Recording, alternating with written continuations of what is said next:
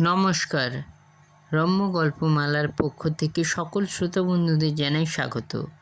সামনে 21শে ফেব্রুয়ারি আন্তর্জাতিক মাতৃভাষা দিবস। সেই উপলক্ষে রম্য গল্পমালার পক্ষ থেকে পালিত হবে মাতৃভাষা দিবস উপলক্ষে বিভিন্ন গল্প কবিতা পাঠ। আজকের বিশেষ পরিবেশনা কবি অন্নদা শঙ্কর রায়ের লেখা কবিতা 21শে ফেব্রুয়ারি। ছবি সংগৃহীত। কবিতা পাঠে আমি রম্য মাইতি। আজকের কবিতা 21শে ফেব্রুয়ারি। বাদশাহ হুজুর খানজা খান, নবাব হুজুর গাঞ্জা খান, দুইজনাতে যুক্তি করে জারি করেন এই বিধান, এখন থেকে প্রজারা সব ময়না তো তার হোক সমান।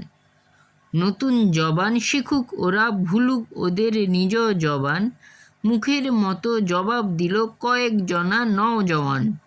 মানুষ ওরা নয়কো পাখি, বলবে না কো নয়া জবান, গুলির মুখে দাঁড়ায় রুখে অকাতরে হারায় যান।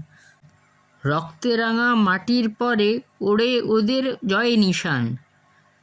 কেমন লাগলো আজকের কবিতা? কমেন্ট বক্সে অবশ্যই লিখে জানান। কবিতাটি ভালো লাগলে লাইক এবং শেয়ার করতে ভুলবেন না। পরবর্তীকালে নিয়ে আসছি আরও ভিন্ন স্বাদের গল্প কবিতা। শুনতে থাকুন, পাশে থাকুন, রম্য গল্পমালার সাথে থাকুন। ধন্যবাদ।